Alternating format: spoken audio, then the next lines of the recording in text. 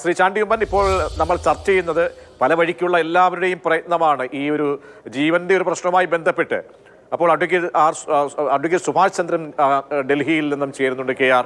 ഒപ്പം നമ്മുടെ ജവാദ് മുസ്തഫാബി സൂഫി പണ്ഡിതന്റെ അനുയായി ഉണ്ട് ചർച്ചയിൽ. അപ്പോൾ ഇവരൊക്കെ പറയുന്ന എല്ലാവരും കൂട്ടായ ഒരു യജ്ഞത്തിലേക്ക് പോകണമെന്നാണ്. അപ്പോഴാണ് ഈ ഒരു പ്രതിസന്ധി എന്ന പോലെ, ഒരു കാർമേഘം എന്ന വണ്ണം ഈ തലാലിന്റെ കുടുംബത്തിന്റെ കണിശമായ നിലപാട് വരുന്നത്. നമുക്കിതിനെ എങ്ങനെ അതിജീവിക്കാൻ കഴിയും?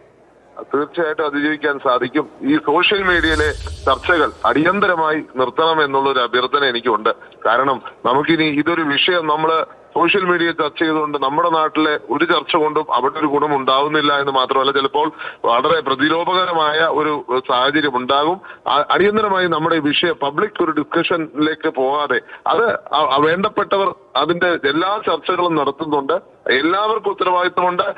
ആദരണീയനായ ഗവർണർക്ക് ഉത്തരവാദിത്വമുണ്ട്, ആദരണീയനായ കാന്തപുരം ഉസ്താദിന് ഉത്തരവാദിത്വമുണ്ട്, ആദരണീയനായ എല്ലാ ഈ സുഭാഷ് അടക്കമുള്ള വലിയൊരു അഭിഭാഷക വൃന്ദം ഇതിനകത്ത്, ദീപ ജോസഫ് അടക്കം എല്ലാവരും ഇതിന് ദീപ വർഷങ്ങളായി ഇതിനു വേണ്ടി പ്രവർത്തിക്കുന്നു. അതുപോലെ സാമുവൽ, അദ്ദേഹത്തിനെ കുറിച്ച് എനിക്ക് പറയാതിരിക്കാൻ സാധിക്കത്തില്ല. സാമുവല് സ്വന്തം അമ്മയെ നോക്കുന്നതിനാണ് നിമിഷനായ 2 വർഷമായി എല്ലാ ചെലവും കൊടുത്ത് എല്ലാ പിന്തുണയും കൊടുത്ത് ഒരു രൂപ ഒരു പ്രതിഫലം കൈപ്പറ്റാതെ ആ അമ്മയെ പരിപാലിക്കുന്നത്. അപ്പൊ എല്ലാവരും ഇതിനു വേണ്ടി ആത്മാർത്ഥമായിട്ടുള്ള ശ്രമം നടത്തുന്നു.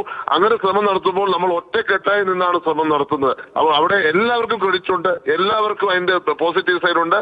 നമ്മൾ ഇതിന്റെ ഒരു ചർച്ചയിലേക്ക് ദയവ് ചെയ്ത് സോഷ്യൽ മീഡിയ പോകരുത്.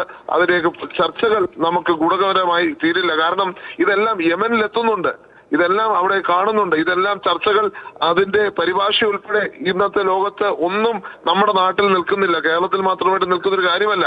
സോഷ്യൽ മീഡിയ എന്ന് പറഞ്ഞാൽ ലോകം മുഴുവൻ ആക്സസ് ഉള്ള ഒരു കാര്യമായി മാറിയിരിക്കുന്നു. അതുകൊണ്ട് ദയവ് ചെയ്ത് ഈ ഒരു കാര്യത്തിൽ നമുക്കൊരു ജീവൻ സംരക്ഷിക്കുവാൻ വേണ്ടി കഴിഞ്ഞ വർഷങ്ങൾ എത്രയോ പേര് ചേർന്ന് ശ്രമിച്ചു. എന്റെ പിതാവിന്റെ അവസാനത്തെ ആഗ്രഹം എന്ന് മാത്രമല്ല, അദ്ദേഹം വർഷങ്ങൾ ഇതിന്റെ പുറകിലുണ്ടായിരുന്നു. അതുപോലെ തന്നെ ഓരോ നേതാക്കന്മാരും ആൾക്കാരും ഇതിന്റെ പുറകെ, മുഖ്യമന്ത്രിയെ കണ്ടും ഞാൻ അഭ്യർത്ഥിച്ചു, മുഖ്യമന്ത്രി കത്തയച്ചിട്ടുണ്ടെന്നാണ് ഞാൻ വിശ്വസിക്കുന്നത്. അങ്ങനെ എല്ലാ കാര്യങ്ങളിലും എല്ലാ നേതാക്കന്മാരും ഇടപെട്ട് ഒരുമിച്ച് ഒരേ മനസ്സോടെ നിന്ന് സംസാരിക്കുന്ന ഒരു വിഷയത്തിൽ നമ്മൾ ഒരു കാരണവശാലും ഇതിന്റെ ഒരു ശോഭ കെടരുത് എന്നുള്ളത്, അതിന് ഒരു ആംഗിളും കൊടുക്കരുത്. നമുക്കിപ്പോ നിമിഷപ്രിയെ രക്ഷിച്ചു കൊണ്ടുവരുവാൻ ഉള്ള ശ്രമത്തിൽ അതിനകത്ത് നിൽക്കാം എന്ന് മാത്രമേ ഉള്ളൂ. ബാക്കിയുള്ള എല്ലാം നമുക്ക് ഇപ്പോൾ ഇഗ്നോർ ചെയ്യാം. അത് നിമിഷ വന്നതിന് ശേഷം ബാക്കിയുള്ള ചർച്ചകൾ.